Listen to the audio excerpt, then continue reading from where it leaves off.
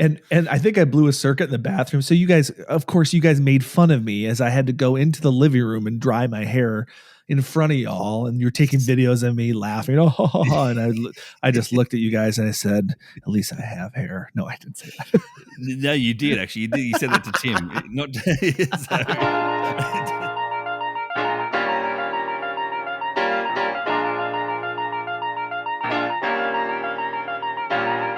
Do you love to travel? Do you love road trips? Do you love finding hidden treasures in towns all over the USA? Hi, I'm Joshua. And I'm Craig. Welcome to Treasures of Our Town. It's the podcast that explores unique and charming towns scattered throughout the United States. Join us as we venture into some of the country's most intriguing destinations, uncovering hidden gems and local secrets along the way. On today's episode, Josh, you and I, we travel directly to Flagstaff, Arizona. We all about our experiences in Flagstaff, Arizona, and then beyond as well after that. So how have you been, mate?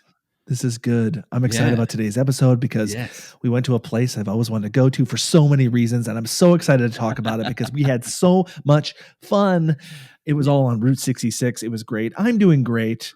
Craig. Josh, before we go as well, before we start, I should say there's a lot in the show notes, a lot. So I'm going to say this right now, and that is I'm going to keep an eye on the time. I'm going to try and push through this as much as we can, but there will be extra. And that'll be for our patrons. What do you reckon? Something extra. Something extra will come out of today's episode for patrons only. So we'll leave that till the very, very end. Meanwhile, Josh, your upgrades and delays. We've got to talk about upgrades and delays, remember? Oh, yes, our upgrades and delays. This is very important. Yeah. So our highs and lows, our upgrades and delays. Mm-hmm. My delay this week, unfortunately, we had a family friend pass away. Oh, Josh, I'm sorry to hear that, mate. Yeah, I know. And it's okay. She was 93 years old. She was my grandma's best friend. Oh. And she was sort of, for me, kind of like another grandma. I was going to say like a second grandma. Yeah, like a second grandma. Her name was Darlis, and went to her funeral this week down in Iowa. Oh. And it was that was my delay. That's a bummer. It is. But she had a wonderful life. She was a wonderful lady. But it is also connected to my upgrade because my grandma, she's 93 years old and she lives alone. And it was just kind of, I think, nice for her and nice for me to have a surprise visit to grandma that she wasn't expecting. So all the family came, and I got to spend time with my 93-year-old grandma, which was that's my upgrade. That was a surprise. I wasn't expecting that. Yeah. And Craig, I had planned on the way home. You just recently visited it, the Buddy Holly crash site in Clear Lake, Iowa. And I had planned to go there, but guess what? Here's the delay. There was a storm. There was a storm as I was driving home, so I didn't stop. But I had planned to. Oh no. So yep. It's, life is complicated. So it is. So lots of upgrades, ups and downs, upgrades and delays. How about you, Craig? Let's start with your delays. Well, okay. My delay's been an ongoing delay, Josh. Now, you remember a couple of episodes ago when we were in person at your house, right where we are, where you are now, sitting in front of your silver play button. I was talking about my perceived, what did we say? We said, what we thought was going to be our delay. Remember what word did we use? I can't even remember. I can't think now. We were manifesting.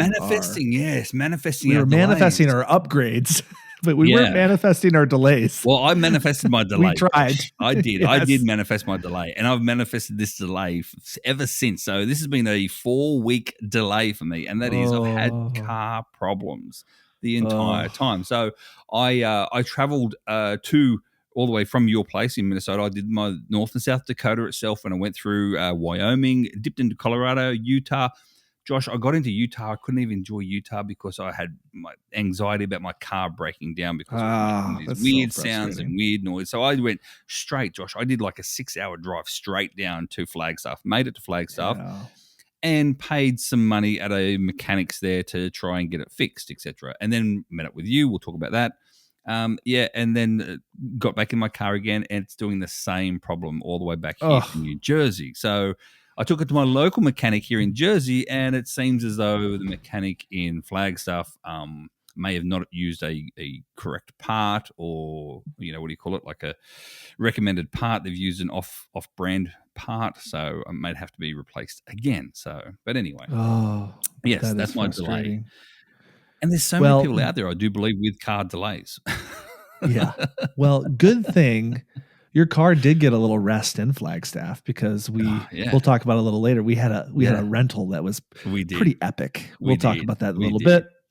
So what's been your upgrade? Well, the upgrades on the upside, and that is coming back from Flagstaff back through east along New Jersey. I managed to do a lot of, not a lot, but a fair bit of the 66, the Route 66 stuff, on my way heading east.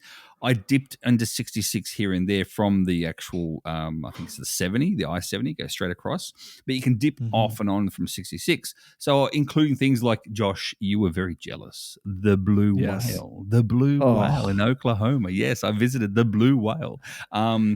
There's an ammo can at the Blue Whale. Yeah, there is. I knew that Geocache had a lot of favorite points, but there's an ammo can it's there. An ammo can. Even better. Yeah, wow, exactly. I gotta get there. I did a little YouTube short, TikTok, while I was there. That was it for that one. But also, I did the center point, the exact center point of Route 66. There's an actual center point where it tells you the exact mileage to and from to the inch, basically. So it's exactly the center point of Route 66. That was pretty cool there as well. I did the Cadillac Ranch as well. If people don't know what that is, that's like all these cars that are all sort of buried halfway into the ground that you can go and spray paint and whatever else as well. Oh, yeah. But Josh, like our name suggests in terms of our podcast name, for me, it was traveling the old 66 and seeing all the old buildings, the old neon signs that are all still there and preserved like it was back in the 60s. And these aren't the famous towns. These aren't famous things at all. These are just literally small towns and small businesses in those small towns. And I made sure that when I was in those towns, I stopped, I grabbed something to eat. I did a bite to eat at these little local restaurants. So there's a little Mexican place as well.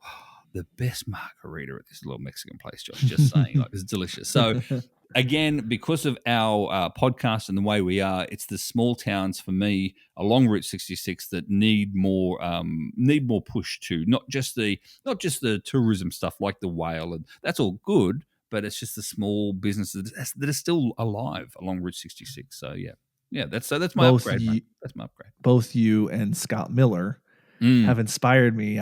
I feel like I have a lot of vacation time left. Oh, you do. And you've inspired me to maybe get one of those escape camper vans and take 3 weeks and just do the whole thing. Well, that's what just Scott's Chicago. Doing. Yeah. Scott Miller, GSM times 2. That's his geocaching name, is currently doing that. And there's so many adventure labs and so many cool things to see. And I want to go to that creepy clown hotel near Vegas. There's a lot of cool things. You see the pictures of it. It is the epitome of what this podcast is about. That's for sure. It really is. It really is. It really is. Mate, how did you get to Florida anyway? You didn't go direct though from Minnesota, did you? No. So this is wild. Yeah. Before I went to Arizona, I went to Florida. So I got to Arizona via Florida because I had to work in Tampa. So I flew from on Delta, which no problems this time. Thank goodness. Flew from Delta to Tampa. I worked Tuesday, and right after my retreat on Tuesday, got on a plane and flew to Phoenix on, I believe, United or American Airlines. No, American Airlines, which was not as good as Delta. Delta, if you're listening, we will accept your sponsorship. I know Craig flies United. I'm a United man. It gets upgraded all the time. You are in the United world universe. That's the word I'm looking for. You're in the United universe, so you always get upgraded. I'm united with my airline, just saying. Yes. So really, I was gone from home on this trip from Monday to Monday. It was a long time to be gone. But let's get into our trip because, first of all, high level, Craig, Flagstaff, Arizona. This is a treasure. This is a treasure. Now, I know people are like, oh, I've heard of Flagstaff.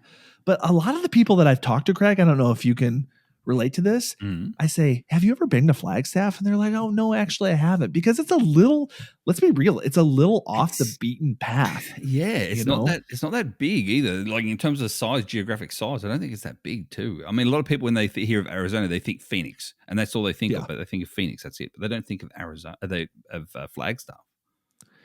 Yeah, so it's not a place that was necessarily on my radar. Like, hey, I want to visit a place. Oh, I've always wanted to visit Flagstaff, but I'm so glad that Geo Woodstock 20 was there because it brought us to Flagstaff and to Route 66 and the Grand Canyon, which you had seen it before. Yes, I had never seen it before. Why don't we go from day by day? So you flew into Phoenix. What were your thoughts on Phoenix? I've been to Phoenix many times. I got one word for you. Yep. Hot. Yeah. It is hot. And we were there. I've heard that by everyone. Yep. Yeah, we were there, in May. So it's 100 degrees. It was hot. Flew in. Minnesota boy, bless his heart, picked me up at the airport. So you didn't have to come all the way down and get me. Mm-hmm. And we had a great brewery with some burgers. We logged into our Untapped and I had a flight of beers. Craig, I'm really starting to I'm not a big IPA guy, but I'm really kind of embracing the sours right now. Oh, you're branching out from your like light lagers that you're used to. Yeah. That's kind of my lane is light lagers. And I do enjoy a good sour, unless the sour tastes like cleaning solution. That's not so great because there's some that taste like musty cleaning solution. Anyway, great brewery. Went to bed. We got in the car, got snacks, and we headed up to near Sedona. It was actually in the middle of nowhere to the east of Sedona to find the final geo. People, if you're spinning on your microphone, Josh, it's GEOCAC. That's it. So GEOCAC. That's it. That's the name because there's a reason for it, Josh. What's the reason? Well, yes. First of all, it's a special benchmark, and a benchmark's like the metal things in the ground, like survey markers. Mm-hmm. But it's a survey marker.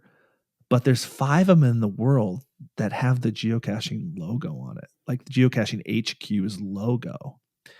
And GEOCAC is the designation for it, like that on like the survey. Yeah, I'm gonna murder this, but the geological survey site, basically. But it's very rare. Yeah, and the reason is. Yeah, they can only have six either letters or numbers. Yes. That's the reason why it's GEOCAC. It's only 6. They're not allowed anymore. So you can't say geocache benchmark. So it's got to have geo. So here's the thing. There's 5 in the world. I think we've probably talked about this before on the podcast. I actually know we have because we found one together, Craig, in St. Augustine, Florida. Yeah. But there's 5 in the world. I'm going to give you the states right now because everybody asked the question. Minnesota, Wisconsin, Missouri, Florida, and Arizona. And Minnesota boy and I had found 4 of the 5. And the last one we were going to find was the one in Arizona. And it happened to be on the way to Geo Woodstock. How convenient. Right? I know, right? I know. And that's where I met you as well. So we met up down there at the parking coordinates. Now, if people want to do this, Josh, firstly and foremost, look at your video. Go and watch your video, or watch even Tim, Minnesota Boy's video as well. He did a video on it as well. It'll show you that you do need a Jeep or some sort of high 4-wheel drive type vehicle. Or you're gonna if you don't, you're gonna have to hike. You can't do it. If you don't, you're gonna have to hike 6 miles. 3 miles up, 3 miles down. Round trip. It would be a very long day, which is, totally possible. Right. But for guys like us, we had a Jeep Wrangler. Yep. Exactly, and a Jeep Wrangler Oh, driver yeah. as well. Tim did a great job driving, and knocked our heads a few times, and it was a rough ride. It was a rock climb ride. It was Let's say that. So that's the it geocache was an adventure, benchmark though, cache. because all the Oh, other it ones are was. in, like, urban places. This is literally in the middle of Mhm. nowhere. There's nothing around. Yeah. And again, I have the video. Oh, Tim has a video if you want to see the adventure. It was really cool, and it was just a great way to end that goal. And there is a rumor that there is one in Iraq at the Baghdad airport. So there's technically 6. We can't confirm if that one is even still there. So I'm No, just gonna no, say I don't what's think that? I was gonna say, I don't think you or I will ever probably see that in our lifetime, just saying. Yeah. So I'm gonna just say it's complete. That was the final one. Yes. And Greg, did you get the Missouri one Mhm. on the way home? No, I didn't. I didn't even know. I didn't. I was too concentrating too, Josh, on the Yeah, I hear car. you. I had car problems, so I hear no, I you. didn't. It's just it's you know what? It's an excuse for another trip. Just Well, saying. There I'm you go. so glad that you joined us Well, for after this one. we met up, Josh. Yeah. I was going to say we met up for that one, so that's my second, and both you and Tim have now completed Yeah. all of those in the US. So that's awesome. But then I followed you back to our Airbnb. Now, if everyone knows this show, we know that Josh does enjoy his Airbnb. I enjoy Yes. them too. Don't get me wrong, but Josh likes Airbnbs. The let's just say not ordinary type buildings or places, etc. Josh, you stayed in silos before. You've stayed in a tree house or whatever. This was something Yeah. different. Again, this was an A-frame house. Josh, Yeah, it was describe it for kinda our like a ears. cabin. 3 Yeah. bedrooms. One of the bedrooms was lofted on the peak of the A-frame. Yeah, it was kinda just like a sweet little cabin, and the pictures looked like it was in the middle of the woods, but there were, like, several other A-frames surrounding it. It was like a neighborhood filled with A-frames. But it was lovely. It wasn't super nice, but, the cool thing about Airbnbs too is that you can stay somewhere unique, and you can stay with your friends, Mm. and, you know, Hmm. and it's typically more affordable too. So, and, Exactly. we have a Exactly. stove and fridge, and it gives more than a typical hotel room. Obviously, there's not as much privacy, but who needs privacy when you got good friends? And yeah, so it was great. What did you think of the Airbnb this time? Mate, I actually enjoyed the Airbnb as well. I like Airbnbs like that in terms of, you still get to stay with your mates and your friends, but at the same time, there's still space. So you can still get your own individual space, where Josh, you and I had closed bedroom doors, and Tim had his own space in the loft itself. But, we have our own little lounge area as well. We can sit around watching some television, watching Josh's videos that he's replaying for us over and over. Um, and this one I was very happy with because it made Josh happy that there was an actual hair dryer there too. So that Well, yeah, if it didn't have a hair dryer, it would have got very low scores from me. Uh, and I think I blew a circuit in the bathroom. So of course, you guys made fun of me as I had to go into the living room and dry my hair in front of y'all, and you're taking videos of me laughing. Oh, and I just looked at you guys and I said, "At least I have hair." No, I didn't say No, you did actually. You did. You said that to Tim, not so. Yeah, you did. Don't worry. You said that. You didn't say that in your head, Josh. That actually came out. But Oh, I anyway, forgot that it came out. That came out exactly. from my head and through my mouth. But then we met Hey, up on Wednesday evening as well. We met up with our good friend Rob Vardaman, the president of Munzie as well, and had some beers with him as well, which is really nice too. So yes, we really enjoyed our trip there. So that was really cool. On Thursday, Josh, so let's get into Thursday oh, because we've got to spend some time now. We're going to spend some time on Thursday talking about this because it requires time to talk about it. And what we're talking about is the Grand Canyon, but going to the Grand Canyon, coming from the Grand Canyon. Should you do the same trip that we did? And I'm going to say the answer is yes. So, Josh, it's over to you now in terms of where did we start the day? Whereabouts? Well, do you remember the name of the place? yes. So we went over to Williams, which was about 30 minutes from Flagstaff, because there was a train depot there and the Great Grand Canyon Railroad was there. And we had planned this since, I don't know, Craig, since January. We got these tickets these train tickets that take you to the Grand Canyon. Now everybody asked, "Oh, did the train drive into the Grand Canyon?" I was like, "There's no train in the Grand Canyon. No, There's no. a river. There's no train." Yep. But it took us Nope. to the Grand Canyon, and and we were talking about this during the trip. We could have gotten to our cars and drove straight there and probably got there faster, but it's all about, sometimes you got to just slow down and you just got to take in the experience. It's about the journey, Craig. It's not just about the destination, right? No. So this was all about the journey to the Grand Canyon. So we booked tickets, round trip tickets, and we had actually had a suggestion from I was listening to the Caching in the Northwest podcast because they had the organizer Josh of Geo Woodstock, and he said, take the deluxe dome car to the Grand Canyon, and then you're going to be so tired after being there that when you go back, you can just take the coach seats, take the cheap seats back. So we kind of lived in the laps of luxury in our dome car, all access car on the way to the Grand Canyon. So that was a lot of fun. But I'm going to back up for a second. The train depot at Williams, we had breakfast. It was a delicious breakfast. And then there was a Wild West show. A Wild West show. Yes. And then we got in the train and we headed off.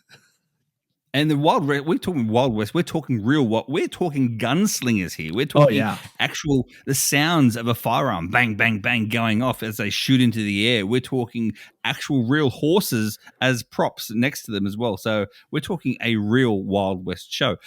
And then that show doesn't finish there. Just spoiler alert, it's not going to finish there. It comes back at the end of the day, but you don't know that at the time. Yes, it was so cool. So the restaurant itself, I love the dome car, Josh. Being able to sit inside in the back there and then have full access to the front and the back of the train.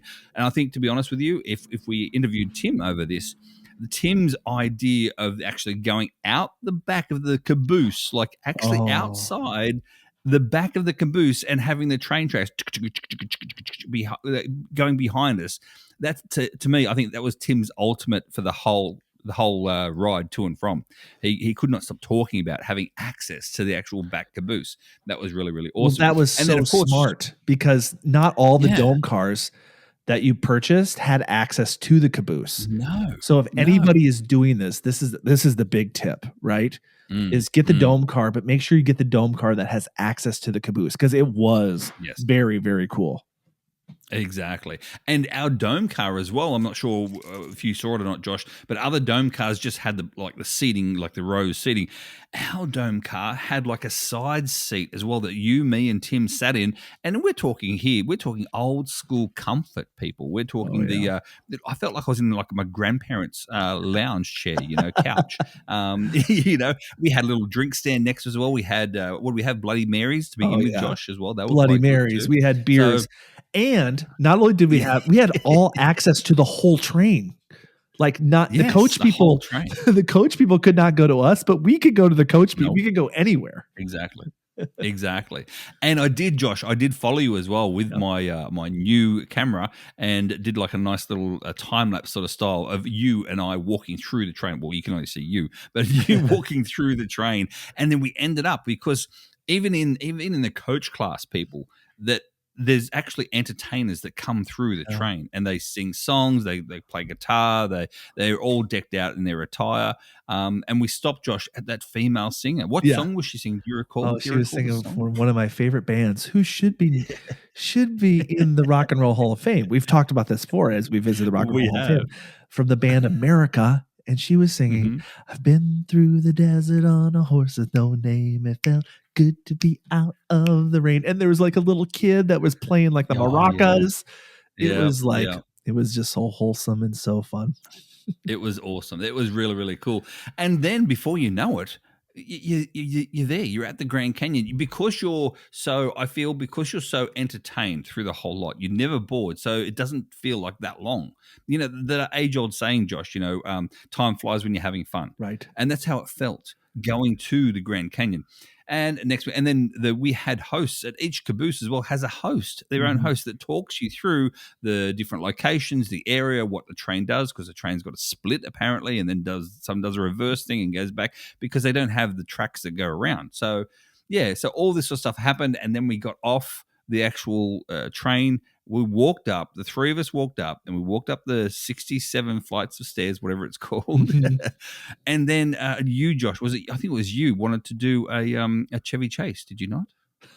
Chevy Chase. Oh yeah, I tried to do the Chevy Chase, but Tim kept on interrupting my video. You remember that? So what does Chevy Chase say when he visits the Grand Canyon? Well, when he visited the Grand Canyon, he was I think he was in like a big time hurry because he was I can't remember what was happening, but he was like, I think he was running from he went to the bar and he was like making fun of the bartender, and then the bartender like pulled out a gun.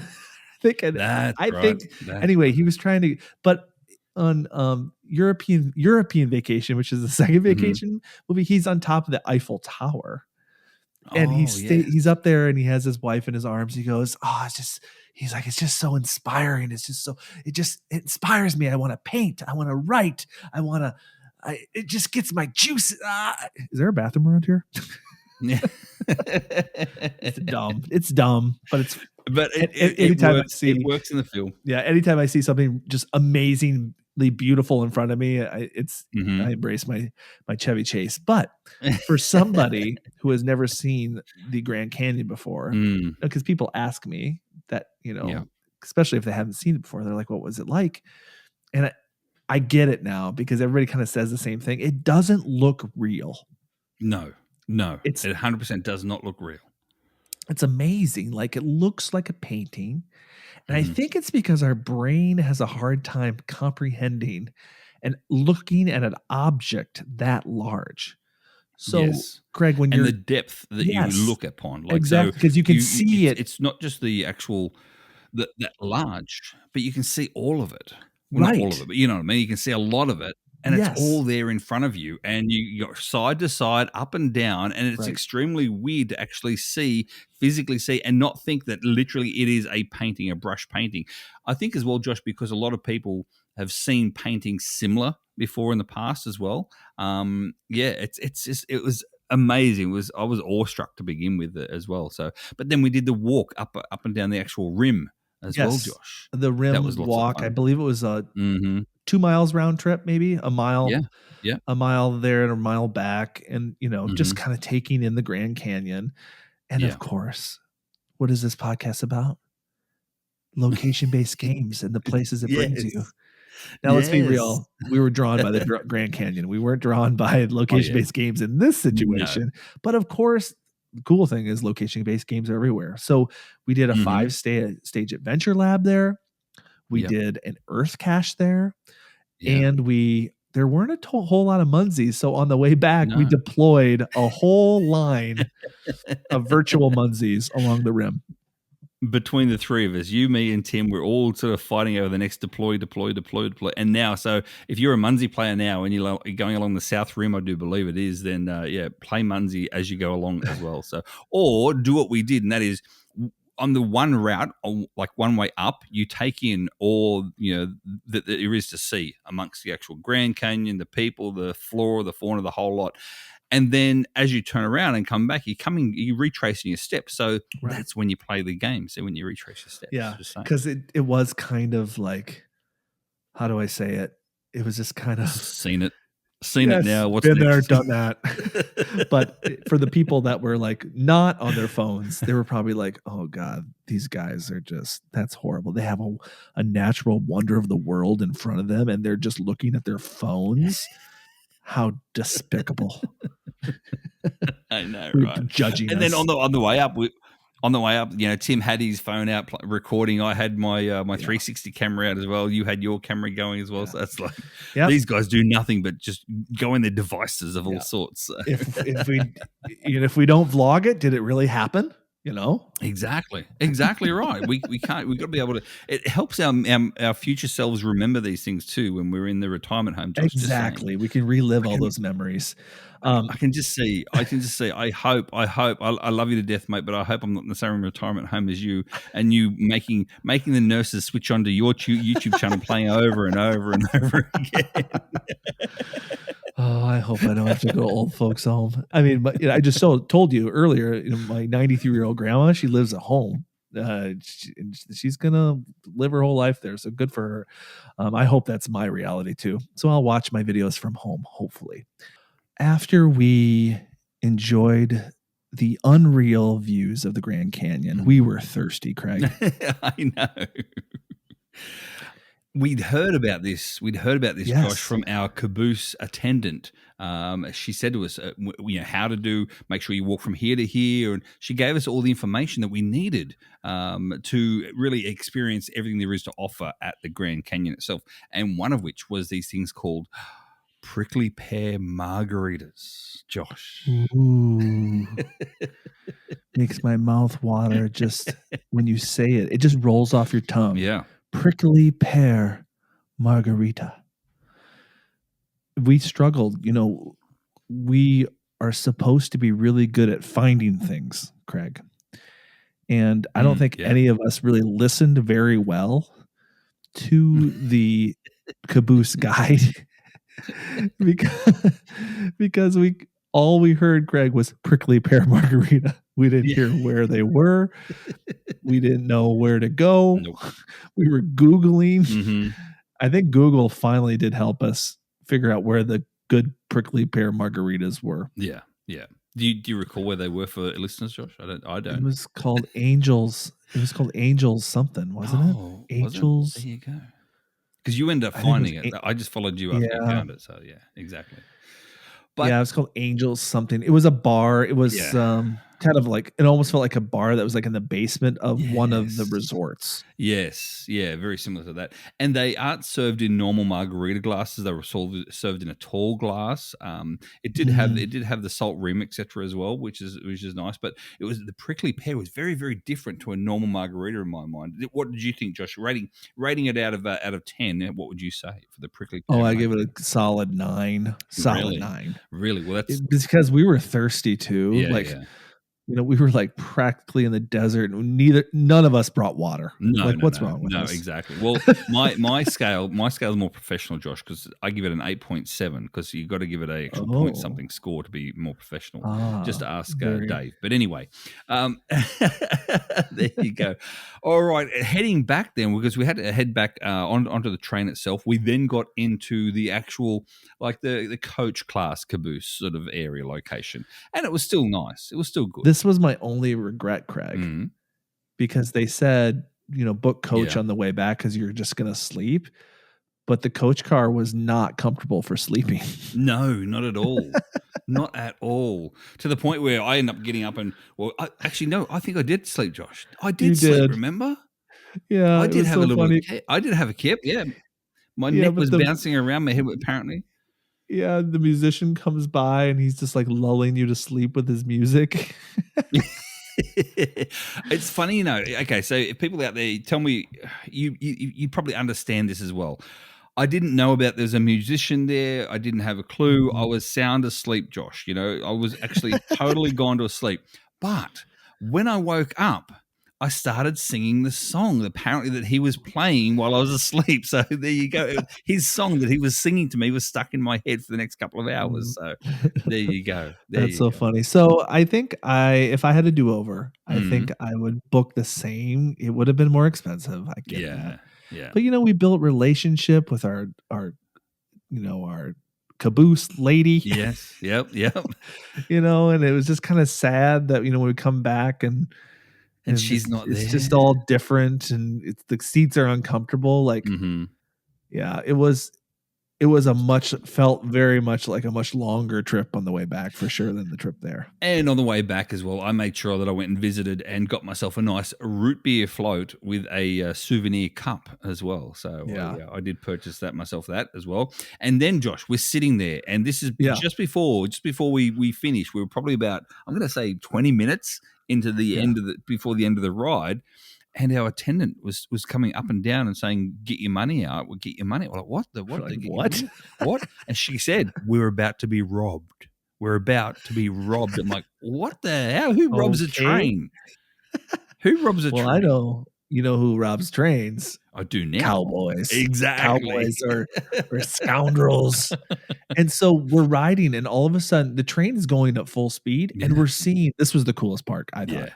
We're seeing horses run full speed with a cowboy on it, guns in hand, along the side of the train, like it was trying to keep up with the train. Yeah.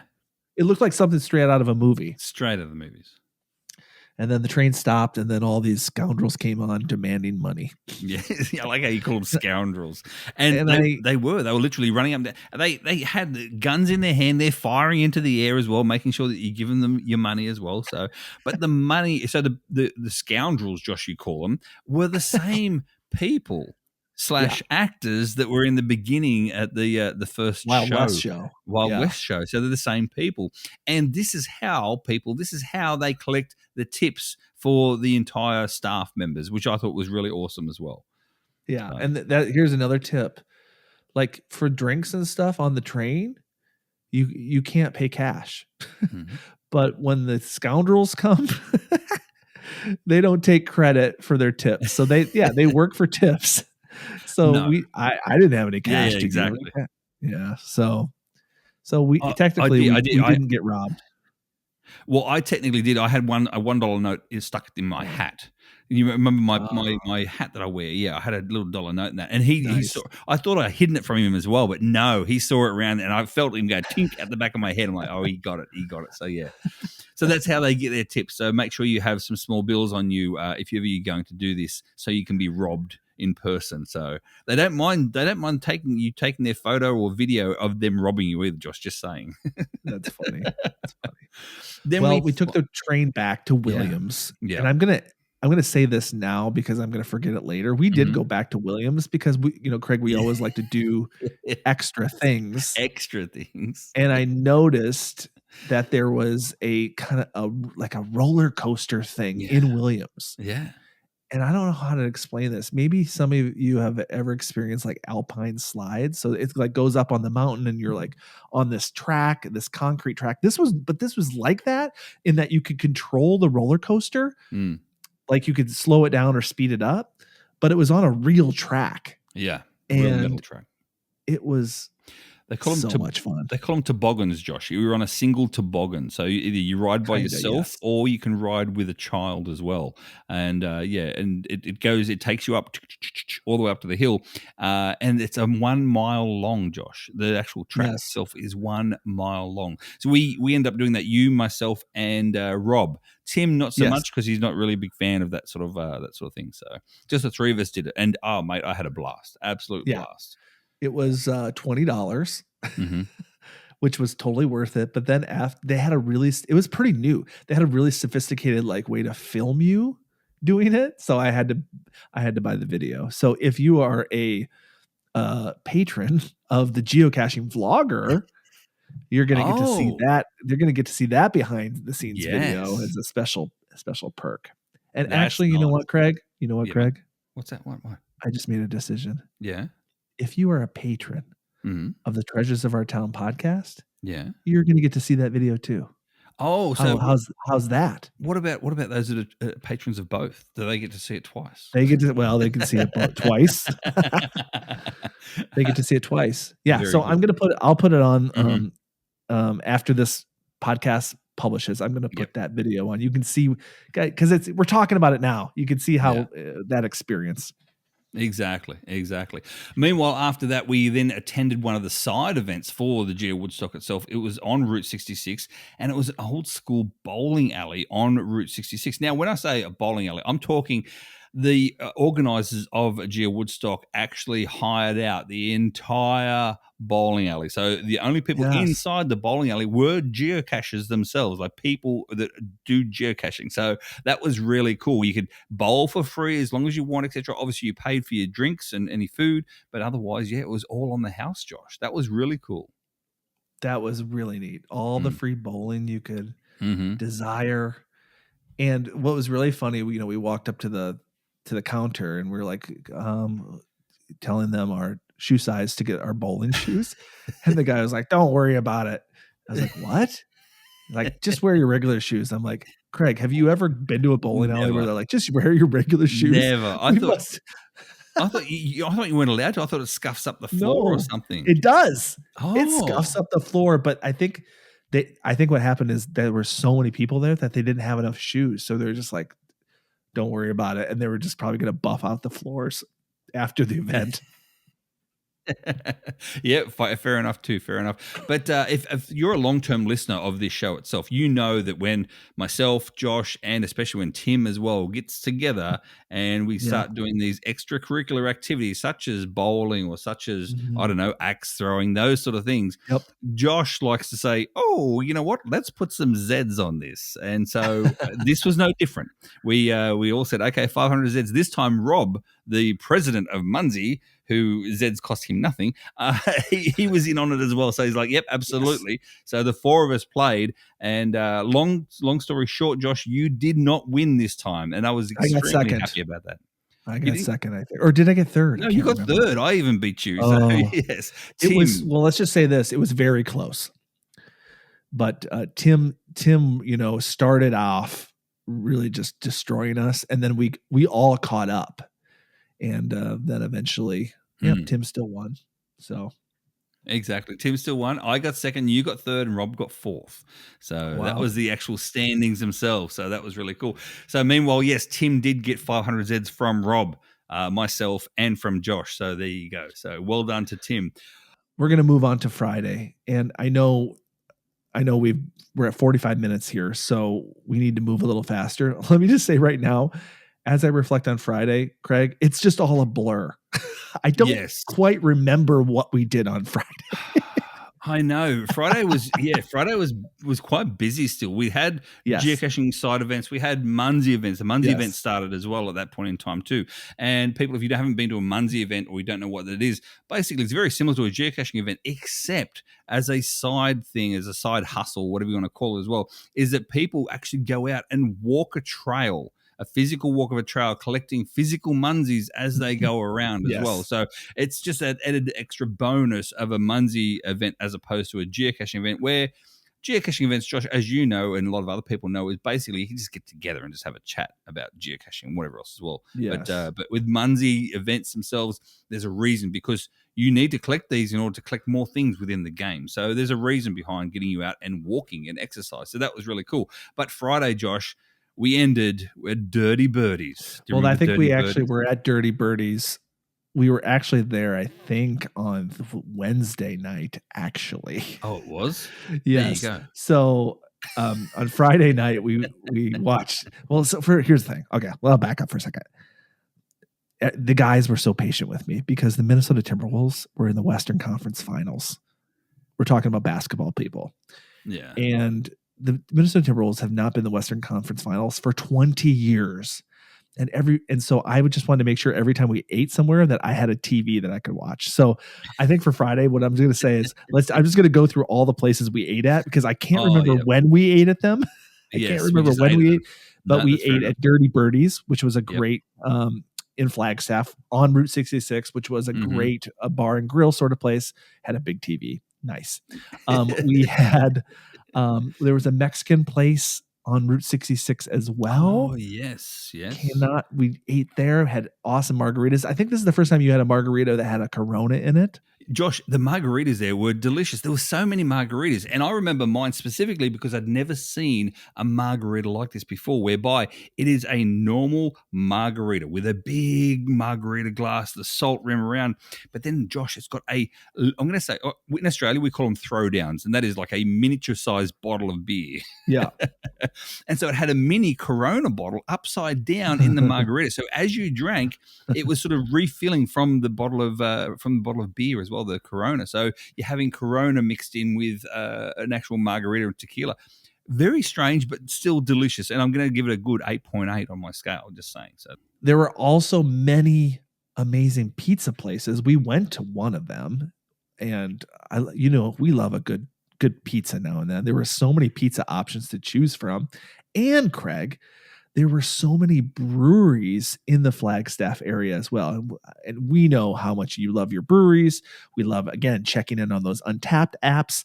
And one of the cool things about the breweries is that if you visited, like, I think it was 6 or 7 of the breweries, there was a little passport. There was a physical passport or a digital passport. And if you visited all 6 of them, you got a pint glass that said something like Flagstaff Breweries on it or whatever. And I believe you probably went to more breweries than I did because you got there early. But I think we went to like 4 of the 7 breweries that were in Flagstaff.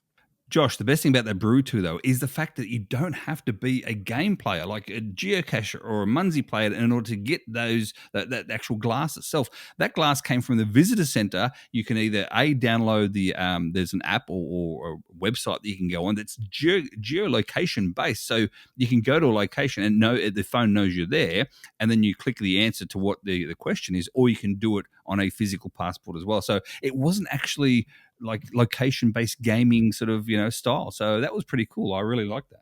Yeah, it's kind of like the city created their own location-based game around beer. Yes, exactly. Good for them.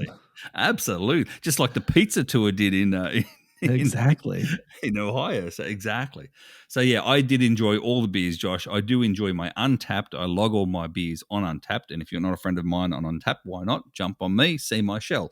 I've got a few more friends since we've been talking about Untapped. Just saying, Josh. Oh, so really? Interesting. Yeah. Exactly.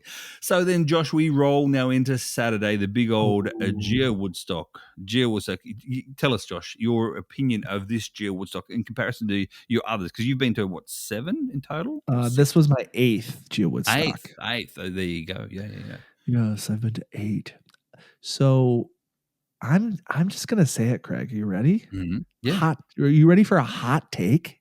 Oh, absolutely. Go for it. This was my favorite Geo Woodstock of all time. Wow. Of the eight. Now they were all had great things. Yeah. They all had great things, but for me, this was my favorite. Well organized. Yeah. A lot of people. Like it drew a lot of people. Yeah. Perfect location. Oh yeah. Route 66, whimsical, really unique side events. Mm-hmm. We didn't even talk about, we did a side event, of course, at the bowling alley. We talked about that. There was one at a ski lodge. It's the end of May and people are still skiing with their shirts off. It was,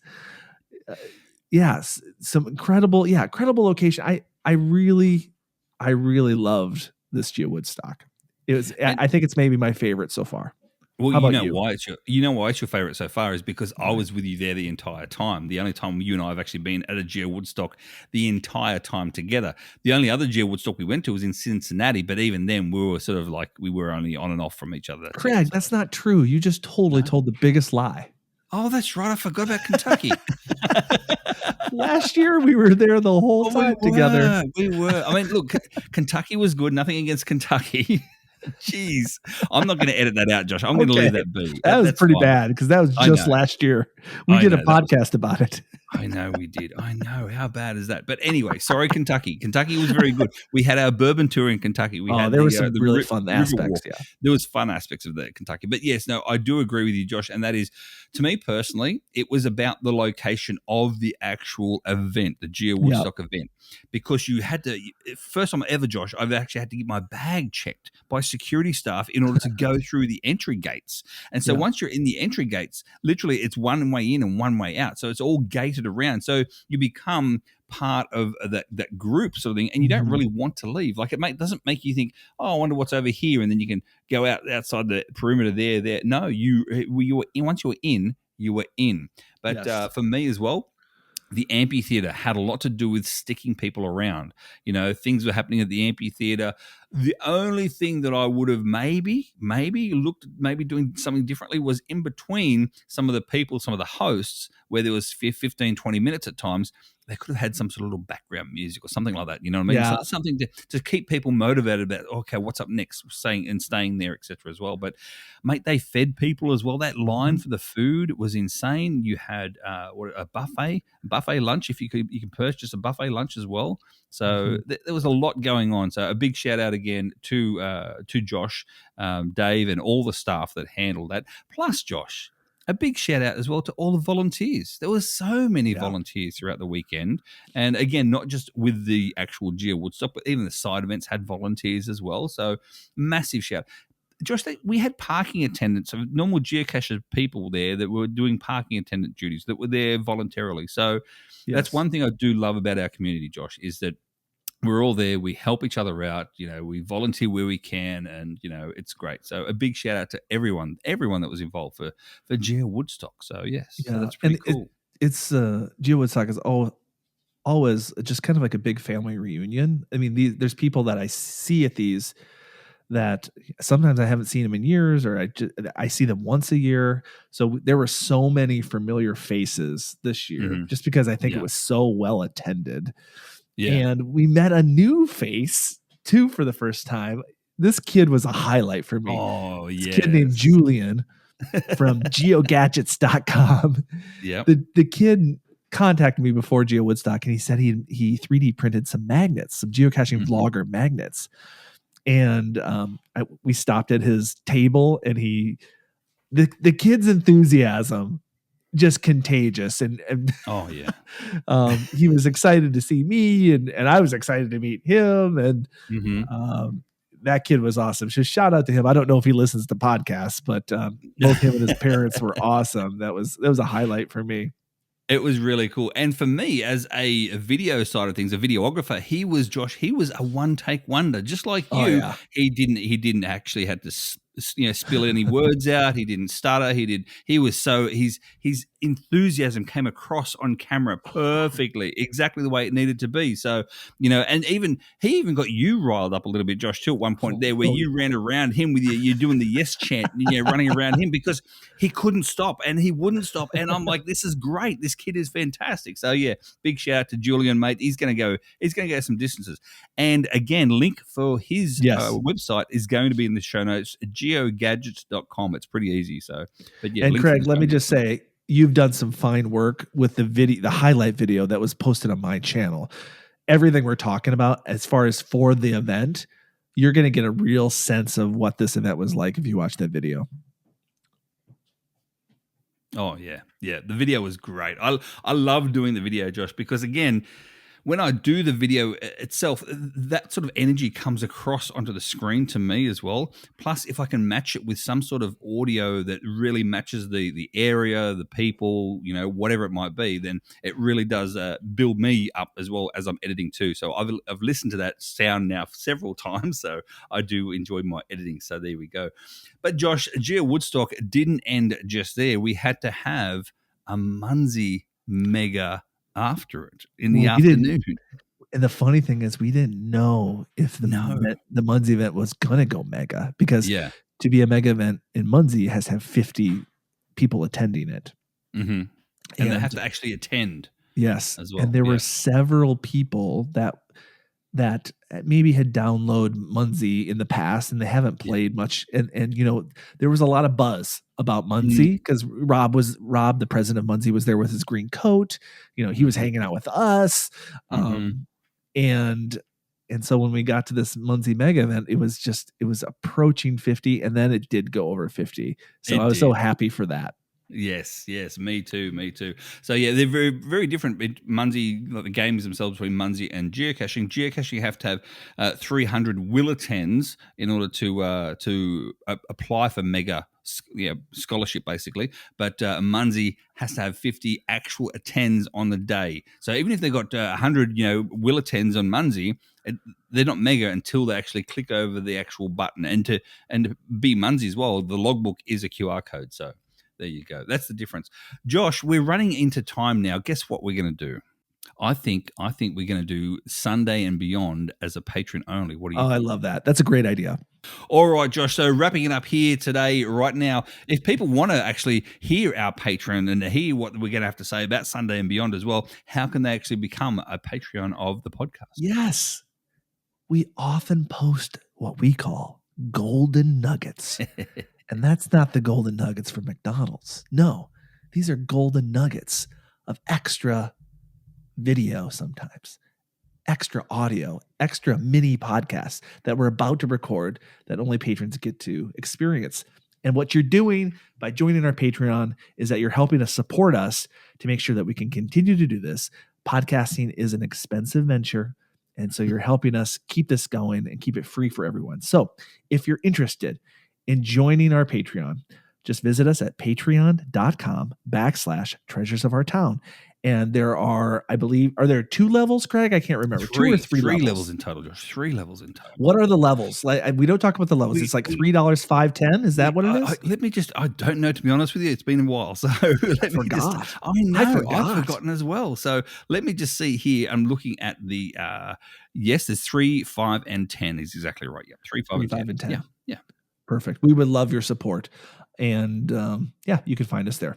Yeah. But meanwhile, Josh, speaking of which, just quickly, what did you think? I haven't asked you yet. What did you think of the little mini golden nugget I did with good patron Smile Makers? I can't believe you posted that without my permission. Absolutely. How dare you? I thought we were partners in this.